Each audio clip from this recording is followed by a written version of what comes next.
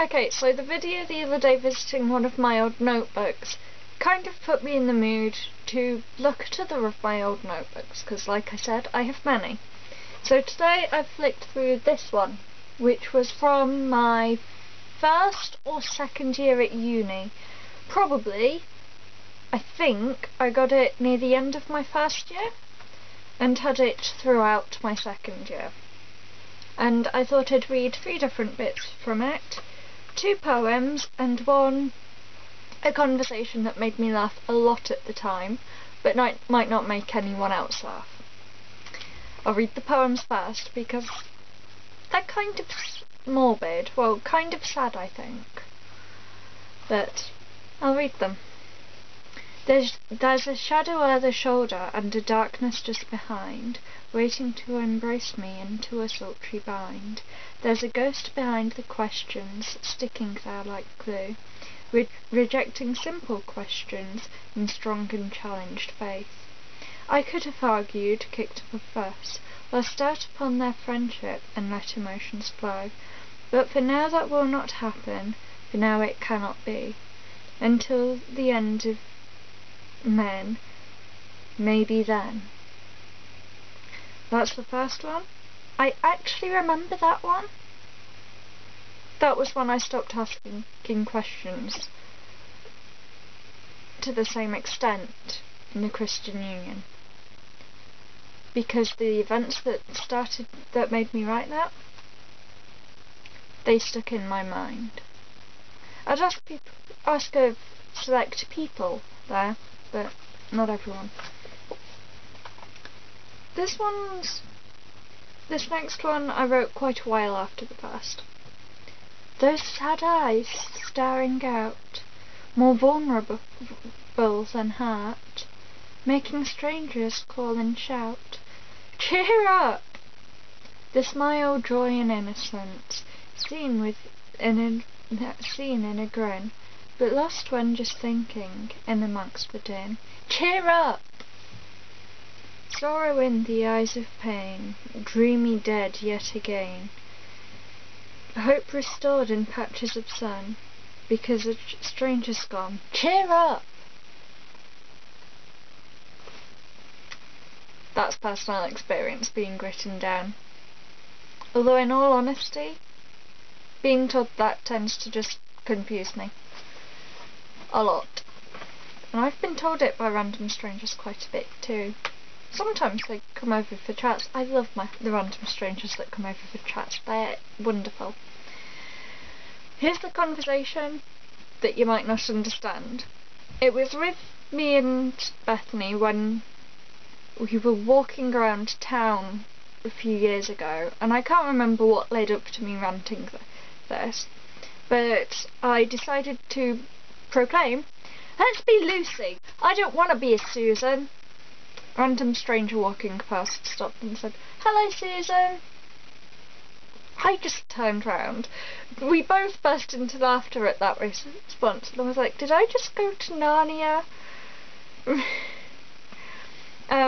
We really did burst out laughing a bit more then. How did I not get that reference? Bethany asked. I'm just still a bit confused. Did I just get called Susan again? Susan? Not again. I never get called Susan. That's the only time when I've been called Susan. Bethany, yes. What? It took me so long to get over the fact I'd said not to be Susan and to be Lucy, and someone had literally just turned around and just said, hi Susan. No other reaction. Well, they were just walking down the road and they were just like, hi Susan, you don't know me. You're just saying that because you just heard me proclaim I don't want to be. I love little bizarre moments like that. It was a ridiculous moment though. Just hi Susan, what? One other thing on the same page as that conversation is Dad being thoroughly awkward when it comes to my cousins. 2 of my cousins, I think to Dad and Lynn's mind, are just step cousins, so because they're my uncle's stepchildren, but I get along with them better than my actual cousins most of the time. They're easier to get along with, and probably the same type of insanity as me, something along those lines. But the oldest of them, Dad has the horribly uncomfortable habit of suggesting either me or my brother are dating him. And he decided, I think it was when he sat between them once. This was a family gathering. Everyone there was family. I don't even think either of my cousins had brought along their boyfriends, because it seems only the female cousins I have bring along boyfriends at family gatherings. But he decided to sit between them and make a joke about it being the dad thing to split up lovers. And it was just... me and Adam just looked at him and were like, what? That's one of the main embarrassing things my dad does. And it's always the same cousin if he's going to try making a joke like that, or just being worried about it. I won't tell you the story of when he tried doing the similar conversation for me. That one's still scarring. It was perfectly fine, but seriously, my uncle didn't think to have that conversation. Why the hell does Dad? I just don't think Dad... I think that Dad has a really weird view of relationships, actually.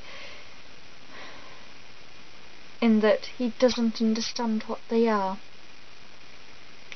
Even when you're a teenager. I think he's under the impression that I'm still a kid who flirts with everyone without realising it. That might also be it, because I did when I was younger. Anyway, I've rambled on enough. I just meant to read you the bits from my notebook and kind of rambled on about family instead after that. Bye everyone!